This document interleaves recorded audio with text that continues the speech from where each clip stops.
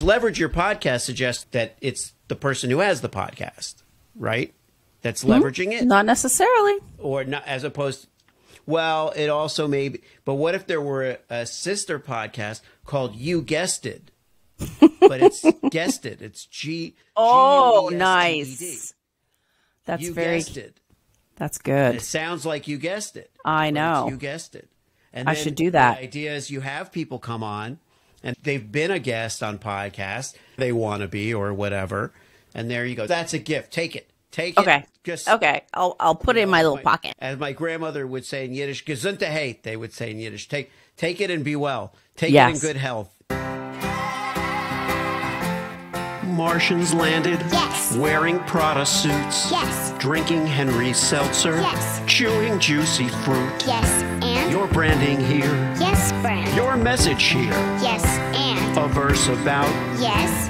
Your product here. Yes. I'm Hersh Rephun. Yes, and? I'm a message therapist. Yes. And I have a podcast. Yes, brand. That's right, that's it. Yes. We'll help you fix the world. Yes. Or your bottom line. All right. Your bottom line. Get it. I get it. Welcome to the Yes Brand Podcast.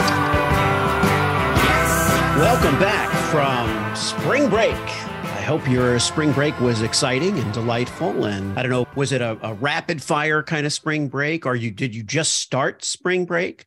Was it the kind of all-inclusive spring break, which means it's all included in terms of the things that your kids want, and then you don't get anything? You know, whatever it is. What it made me think of this morning was that if you really want insight into spring break and what it really means, what it's really all about, its history and its legacy, you should track down a film called Spring Break Sorority Babes. Spring Break Sorority Babes is a film that I co-wrote with a gentleman named Bill Milling.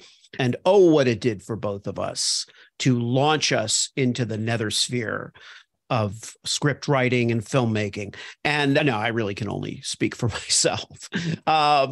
But yeah, you know that there's some challenges in making what could be called a genre film. But of course, I think we did quite well. And in fact, RogerEbert.com lauded the film as, where the boys are for the 90s or something like that. So I don't know. Anyway, find it, check it out.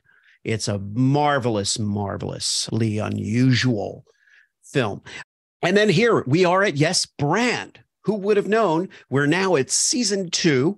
We're launching season 2. I actually have been doing a lot of fun stuff to get ready for this season. We really got our sea legs and our audience last season and are on just a roll. We have a joint venture partner because, as I had mentioned in one of the promos, I love to talk about brand voice, brand strategy, all of the things that get us close to the customer and close to the sale. But how do you close the sale when people are worried about financing? They're worried about whether they can afford you. They're worried about, how do they move forward faster and more profitably? So that's what our joint venture partner, Numerus Capital, and its CEO, Todd Aaron, are bringing to the party this season. We are going to create the full picture of a brand and its voice, message, and solutions. So I'm thrilled that they're on board. Thank you for coming on board. And also the theme might be, along with the smooth process of, consumer finance and credit card processing and branding and voice messaging, is probably also smooth sailing in business growth, which brings us to my first guest of the season, the wonderful Lyndsay Phillips. And I don't want to give too much away. I think we had a great time. I think it's really emblematic of the kind of work we do on the show. We want to inform, we want to inspire, we want it to be fun, and we want to have fun, and we just want to, move forward with a smile on our face. So that's what this season is dedicated to. Smooth sailing, nice and good, wonderful and nice, and it should be wonderful and good, and also good. And enjoy this episode. Who do we have in the hot seat at Yes Brand today? Lyndsay, I received your application, and let me take a look at it. It says here, Lyndsay Phillips. Is that correct? It is, sir. Lyndsay Phillips. Okay. And it says you're the CEO of Smooth Sailing Business Growth and Smooth Business Podcasting. You better believe it. And content marketing and podcast expert.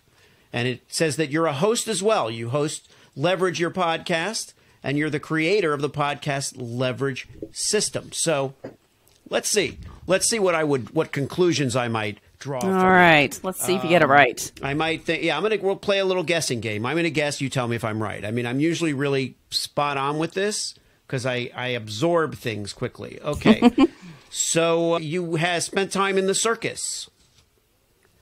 No. I wish. I do love elephants, but no. Oh, loves elephants. All right, loves elephants. You have a background in meats and vegetables, in the marketing and packaging of meats and vegetables, I think. Is that correct? Only packaging of podcast content so that it can be repurposed and multiplied to increase your visibility and authority. Okay. Well, that's well said. So I would say you're probably not a public speaker. No, you are probably a public speaker. Do you do Sometimes. a lot of public speaking? I've Okay, been well, on the position stage we have and available today. Yeah. Well, so what I was going to say, so the position we have available today is that of podcast guest. And I imagine that you know quite a bit about that. I do. I love being bingo. a guest, See? and I love helping people leverage being a guest. Okay. Well, let's dive into that because All right. I've guested. I'm trying to guest more, but I think a lot of people are trying to figure out, well, what's the relative value and how do I go about it? To me, it's like guesting on a podcast. It's a good first step. If you're looking at hosting your own show, it's actually better to guest on a bunch of shows before you launch your own, because then you know it's for you. You get a feel for how to be in front of the camera and communicate with people in that kind of space. And guesting on podcasts, honestly, it gets your foot in the door to so many opportunities. I've been asked to be on Podfest. I've spoke on stage and at their virtual events as well, different conferences. It's just it opens up all the doors and you are seen as the go-to expert in your space, which obviously fast tracks you to getting more clients. How did you fall into the whole world of podcasting, guesting? What is your origin story? I did it because my coach told me so. I know it's true. I was scared to death. I'm like, I'm not launching a show. Are you out of your cotton picking mind? And then I did it anyways. And the first few sucked, and that's fine. And then, I actually started to enjoy it. I loved the connections with, the guests and other people, and same with guesting on other shows. And obviously I love, it's a way to create content that's easy and that you can, use that as a blog post. You can pull little bits out of it to make social posts. So it's an easy way to create content and it's fun. And those connections that you make with other people, it just opens up even more doors and opportunities of like, oh, I know someone that could use your help, or, oh, I know someone that needs a guest. Would you like to be on their show? And it's created friendships. And, I'm looking at, honestly, some of the shows that you've been on, and, these are some formidable podcasts as well. John Lee Dumas, Entrepreneurs on Fire, Joe Fairless' Best Podcast Ever. So how did you get on these shows? How did you go about appearing on the shows? It wouldn't be without my connections. I forget how I met Joe Fairless, honestly, but I do remember it's through someone that I know. Hey, they're looking for guests, or hey, I was on their show. Can I make a connection? Yes, please. And I wouldn't have been able to have been on those shows without those connections for sure. But I mean, for other people, there are guest booking agencies that get you booked on shows as well. And there's a ton of sites like Podmatch, Guestio, where you can pitch yourself to be on shows, or, there's different avenues to go about it. But I do want to say that it's less about which show you go on. Obviously, being on, Entrepreneur on Fire, it's a good kudos to have. But you want to make sure that you guest on a show that has your ideal target market within that audience, because otherwise it just doesn't make sense. Now, how do you find that out? One of the things with podcasts is that there isn't always a ton of information, like to the novice, to somebody that just listens to podcasts. They don't know who the audience is. Mm-hmm. True. I think for me, I usually check out the podcast, obviously what it's about. And then I also see what it is that they do. So let's say I'm on a show and they are about branding. Then I know that they're targeting entrepreneurs that are looking to up-level their business to be, a personal brand, and they're investing in their business. So therefore, for me, that would be the type of audience and type of client that I would also want. You're like on parallels, right? Whereas let's say there's a podcast that's about, I don't know, nutrition. There may be some listeners that want to know about. Can we say that it's about ice cream? Sorry. Chocolate cake? Do you like chocolate cake? Can we say that it's about ice cream and say chocolate cake or ice cream? Okay. You're going to listen more? Okay. Yeah. So, yes, I always talk about how to make chocolate cakes. So, yeah, if there's a podcast about cooking, baking, chocolate cakes, all these goodies, yeah, there may be audience listeners that have an interest in podcasts or want to put a podcast on, but probably not. But if my business was, I don't know, sugary treats of some kind, then $10 says people that want to know how to make chocolate cakes and baking, they would be more likely to be aligned with what it is that I'm offering. So you just want to make sure that the audience is aligned with what you're offering and that there's some parallels there. Where do you shop for your baked goods? The Bulk Barn's pretty good. Or Walmart. Pretty generic. Walmart's always good. You can't go. I know. You don't have a Bulk Barn in the States, do you? No. Not that I know of. I mean, yeah. I don't know if is bulk riding legal where you live? It is. Yeah, there's like big buckets of like a bucket of pretzels, a bucket of gummies, a bucket of flour, a bucket it's like Costco. And then you scoop it and you put it in a bag, and then it's like a bulk. It's not packaged. It's loose in a big bin. A trough. Kinda. It's a trough for humans. Sure, it's like a buffet, but you put it in a bag and you take it home.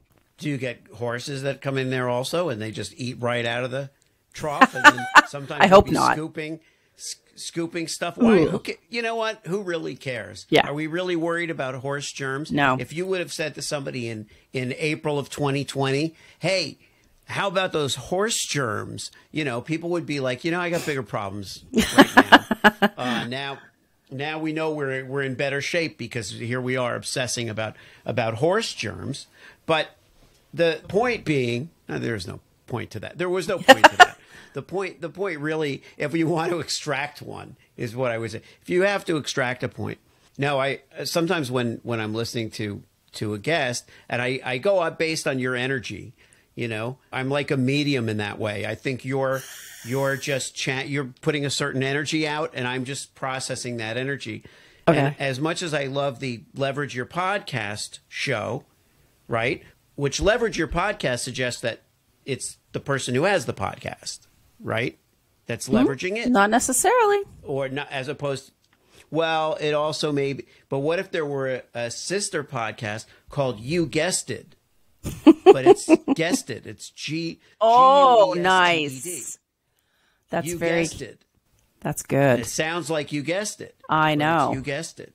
And I should do that. The idea is you have people come on, and they've been a guest on podcasts, or they want to be, or whatever. And there you go. That's a gift. Take it. Take it. Just, okay. I'll put it in my little pocket. As my grandmother would say in Yiddish, Gesundheit, they would say in Yiddish. Take it and be well. Take it in good health. And so now tell me about your background a little bit. Where are you from? I was born in England, and then we moved to Ontario, and I've been in Southern Ontario ever since. I did live at West for a while, met my husband, and then we moved back and had kids and grew a business. Okay, there's a couple of things to unpack there. One is the England thing, which I obviously wouldn't have known. And how was that? Was one of your parents from England? Were they like living or stationed in England or something like that? Yeah, all my relatives are there. And then my dad was a police officer and just wanted more opportunities for his kids and decided to move to Canada. And then he joined the police force and in Ontario. So he was a Yeah. policeman. I was only 5. In England? Pardon me? Well, He was a cop in England. He was a policeman. A Bobby. He's a cop. Or a Bobby. A He was Bobby. a Bobby.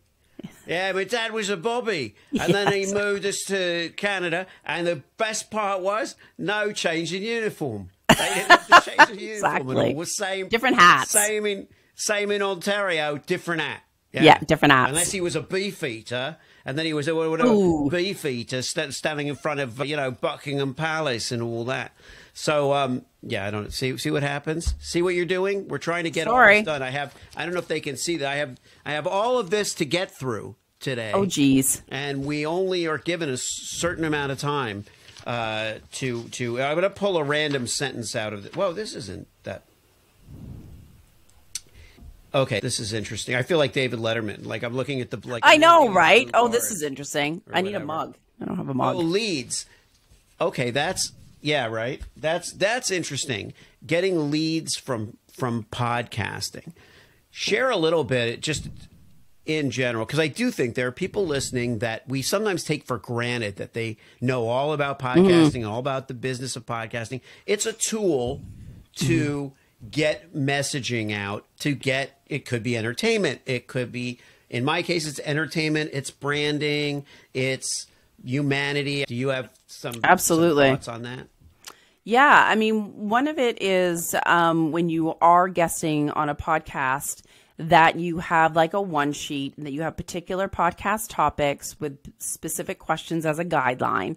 But you also want to make sure that those topics are a natural next step to going to one of your lead magnets or opt-ins that then also kind of fits naturally into one of your programs, so that there's a natural journey that's going to follow like a sales funnel. And obviously people sign up or buy your course or sign up for your coaching program or whatever that may be. So that's one piece of the puzzle. The other piece of the puzzle is that when you are guesting on a podcast, once it goes live, that you should actually publish it on your website as like a blog post. And even if person doesn't give you show notes, you can put show notes on there, the image, and then you've got call to actions. And then, as you know, on a blog post, there's all that real estate on the side, the sidebar. So then you want to have like your lead magnets, your programs, your Facebook group, whatever else you have, so that you can convert the listener who goes to your page to get onto your e-list. And then that's where you can nurture and convert. Okay, you hit on something there that pricked my ears up, which is the e-list. Because the way the podcasting system works, you don't always know who subscribes. They're not really always subscribing to you. They're subscribing to you on Apple, or they're subscribing to whatever. So you have no idea who they are. You may know you have a lot of downloads and you may get some reviews, but you don't know who the people are. So how do you convert the listenership into leads? You're talking about the host side now? I'm talking about the host side now. Yeah. Okay. Yeah. So obviously when like every podcast, generally speaking, has like an intro and an outro. So of course you're going to share, like, don't just say, go to my website. You can mention, like I casually say, I'm Lyndsay Phillips, blah, blah, blah, blah, with smoothbusinessgrowth.com. So I say my business name, but I also kind of say a URL, but I always lead people to, if you want to do this, go here to get your free XYZ. And you can mix that up and have like different variations. So you're going to share your lead magnet within the actual episode, but then also on your website, again, on those sidebars. And I also have call to actions throughout the posts, so that when people are going to my site, and weirdly enough, I think it's a big percentage of listeners for my podcast that actually listen on my site, which is awesome. And then you can also have a podcast player. I use Simple Podcast Press that has a opt-in built right into the player, so you can capture leads that way. But you want to track, like maybe there's a lead magnet that you only share on your podcast and you don't share anywhere else. So whatever opt-ins you get for that one lead magnet, they must have come through your podcast. So then you can, or use specific URLs and then use pretty links so that you can track the clicks and you can kind of gauge, okay, which links are getting the most action. Oh, that's coming from my podcast. So now your URL is, don't say it. Don't tell me. I just had it here. Oh, Lyndsay Phillips. Smooth Business Wilson Phillips. Growth. Yeah. There is a Lyndsay Phillips that makes shoes. I'm not her. You're not Lyndsay, and you're not Wilson Phillips. No. And you're not Nancy Wilson. Yeah. There's a but lot if they go of to female rock stars that you're not, I noticed. Okay. So tell me what it was. smoothbusinessgrowth.com. Again. Yeah. So sorry, smoothbusinessgrowth.com. Yeah. I don't even think it was on this sheet. I think that's what it was. I don't think it was I think that it was omitted from the sheet. Darn sheets. Smooth business. This Fire will the all sheet. be in the edited. Fire the sheet. Smooth business. Growth.com. What smooth business one? Growth. Growth.com. Yeah, that's what I figured. I didn't think it was gross. Gross. Smooth. Okay, now you like the word smooth. Uh-huh. So that shows up a lot. Smooth sailing, business growth, smoothbusinessgrowth.com. So what inspired you to use that term? What does it mean for you? It all started when I had my VA firm, and it was smooth sailing online support. And I forget what the tagline is, and there's like a little boat. But like everything in your business, you want it to be smooth sailing. You want it to go smoothly. You don't want rough waters. You don't want, to hit an iceberg or rock. You want to get to your port and have a smooth ride and everything be hunky-dory, and you finally get to your paradise island. In a nutshell. Yeah, I get it. I like it. And then I just kept it. Even though my business changed, I just kind of kept the smooth sailing part. So, and no, I don't have a boat. Line for smooth sailing. No, I don't either. They're a pain in the ass. You don't want a boat. So the smooth sailing company, the VA company, the virtual assistant company, the tagline could have been, say no to virtual icebergs. Ooh, right? You I could have. That. You don't like that? Or you no, like it was that? good. Oh, you could have. It doesn't matter now. Yeah, it's neither here nor there. It just was an idea. I know. That's great. Everything needs a tagline. Oh, yeah. I should have known. When I was a kid, I used to make up taglines, but I never thought in a million years I'd be in advertising. I just thought it was a funny way to refer like a to jingle. products or to refer to people, but like a jingle, yeah. Yeah. I used to write jingles. I have a very good friend who wrote jingles, and he wrote. I'm not gonna name check him here because he's gone on to do so many amazing things, and he would just be like, "Why did you bring that up?" But he wrote the Ritz cracker. When I want a cracker, I want a Ritz. That was a. That was I remember that. Yeah. And it's funny to look back. Well, okay, so we're getting to the end of this initial interview, but I think we may bring you back for a callback. Do I have to apply again? And just no, you don't have to apply. You've okay, checked off. You've done so well on this initial. I'm pre-approved. This initial thing. I see nothing but smooth business growth for you. Good. Nothing but smoothbusinessgrowth.com for Lyndsay Phillips. But I would like you to give our audience a little bit of something, a little advice, a little thought, anything you want to add that you feel people who are listening, who are trying to move their own businesses forward, could use a little shot in the arm, a little inspiration. If you could lay that on them, that would be a great way to end the segment. My whole vein is if you're petrified and scared, do it anyways. And I try to I don't like doing this. It feels uncomfortable.